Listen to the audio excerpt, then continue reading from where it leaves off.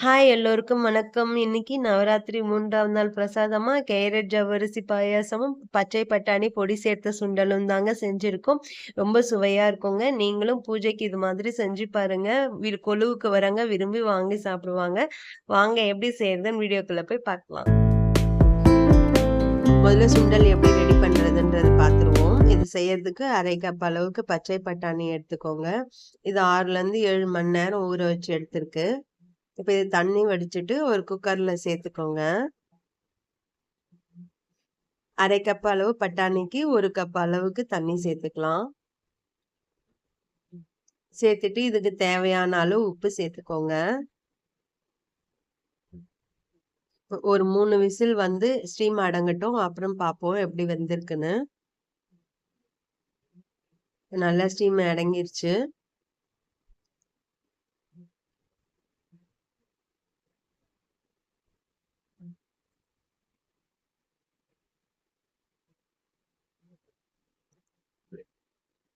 நல்லா வெந்து வந்திருக்குங்க.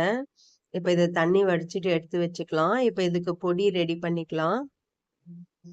ஒரு காஞ்ச மிளகாய், 1 டேபிள் ஸ்பூன் வேர்க்கடலை, 1/2 ஸ்பூன் அளவுக்கு உளுந்து எடுத்துக்கோங்க. கொஞ்சமா எண்ணெய் சேர்த்துக்கோங்க. சேர்த்துட்டு 3 பொருட்களையும் சேர்த்து நல்லா மீடியம் ஃப்ளேம்லயே வச்சு வறுத்து எடுத்துக்கோங்க. நீங்க பெருங்காயம், கட்டி பெருங்காயம் சேர்க்க போறீங்கன்னா, இந்த ஸ்டேஜ்லயே இதோடவே சேர்த்து நீங்க வறுத்து அரைச்சுக்கலாம். நான் பொடி சேர்க்கறதால ஃபைனலா சேர்த்துக்கிறேன்.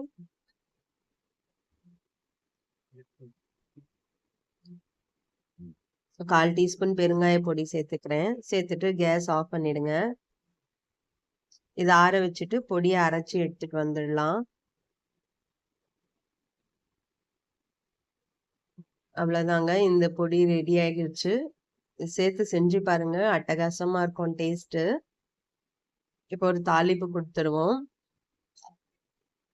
அடுப்புல ஒரு கடாய வச்சுட்டு, 1 ஸ்பூன் எண்ணெய் சேர்த்துக்கோங்க.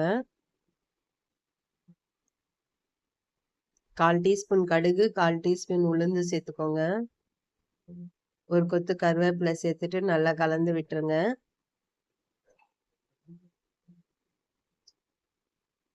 வேக வச்சிருக்க பட்டாணிய தண்ணி வடிச்சிட்டு இதோட சேர்த்துக்கலாம். சேர்த்துட்டு நல்லா கலந்து குடுத்துருங்க.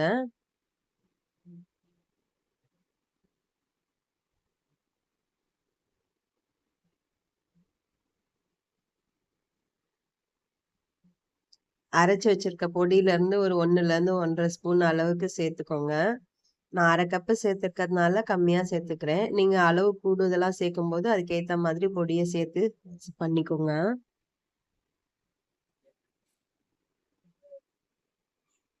இத சேர்த்துட்டு நல்லா கலந்து விட்டுட்டு கேஸ் ஆஃப் பண்ணிட்டு 1 ஸ்பூன் அளவுக்கு தேங்காய் துருவி இது சேர்த்துக்கோங்க. அவ்வளோதாங்க. சுவையான பொடி சேர்த்து சுண்டல் ரெடி பண்ணிட்டோம். ரொம்ப டேஸ்ட்டா இருக்குங்க. கட்டாயமா இது மாதிரி நீங்க ஒரு முறை செஞ்சு பாருங்க. சூப்பரா இருக்குங்க. திரும்ப திரும்ப இதே மெத்தட்லயே செய்வீங்க. இப்ப அடுத்து பாயாசம் எப்படி ரெடி பண்றதுன்றது பார்த்துருவோம். 1 கப் அளவுக்கு ஜவ்வரிசி எடுத்துக்கோங்க. அதே அளவுக்கு 1 கப்பு துருவிய கேரட் எடுத்துக்கோங்க. நான் சின்ன கப் எடுத்துக்கிறேன். நீங்க அதிகமா யூஸ் பண்ணும்போது அதுக்கேத்த மாதிரி பெரிய அளவுல எடுத்துக்கோங்க. இப்ப அடுப்புல ஒரு பேன் வச்சுட்டு கொஞ்சமா நெய் சேர்த்துக்கோங்க. சேர்த்துட்டு கொஞ்சம் முந்திரி, திராட்சை சேர்த்து நல்லா வறுத்து எடுத்துக்கலாம். முந்திரி, திராட்சையும் அளவு உங்களோட விருப்பம் தாங்க. கூட குறைய சேர்த்துக்கோங்க. முந்திரி ஓரளவுக்கு வறுபட்டதும் திராட்சையும் சேர்த்து நல்லா வறுத்து இத ஒரு பிளேட்டுக்கு மாத்தி வச்சுருங்க.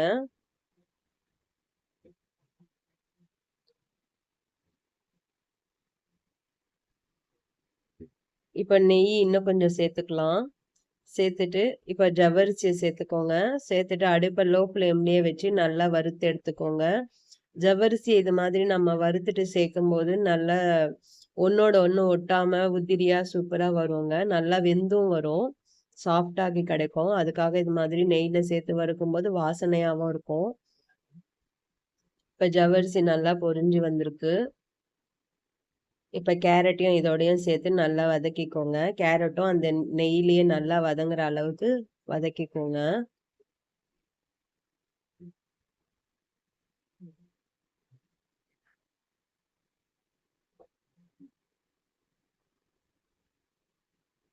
இப்போ ஒரு 4 கப் அளவுக்கு தண்ணி சேர்த்துக்கோங்க.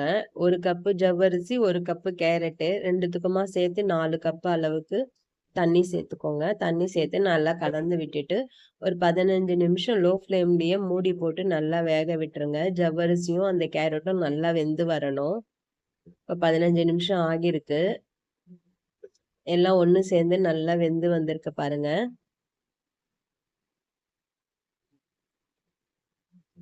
இன்னைக்கு நான் வெள்ளை சர்க்கரை பயன்படுத்துறேன். நீங்க வேணும்னா வெல்லம், நாட்டு சர்க்கரை கூட யூஸ் பண்ணிக்கலாம். நான் 1 கப்பு சேர்த்திருக்கேன். உங்களுக்கு இனிப்பு கொஞ்சம் கூடுதலா வேணும்னா ஒரு 1 1/4 கப் அளவுக்கு சேர்த்துக்கோங்க.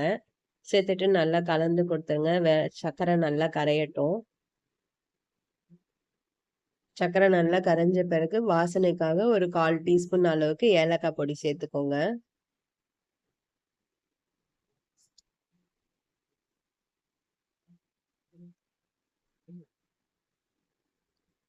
வறுத்து வச்சிருக்க முந்திரி, திராட்சை இதோட சேர்த்து நல்லா கலந்து குடுத்துக்கோங்க.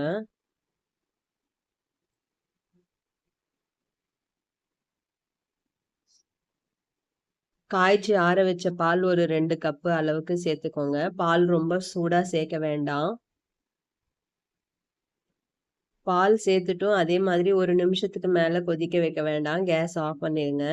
ஏன்னா ஜவ்வரிசி இருக்கிறதுனால அது ஆறுன பிறகு இன்னும் கெட்டிப்பட்டுரும். நம்ம இந்த ஸ்டேஜ்ல ஆஃப் பண்ணும்போது தான் அது கரெக்ட்டான கன்சிஸ்டன்சிக்கு வரும்.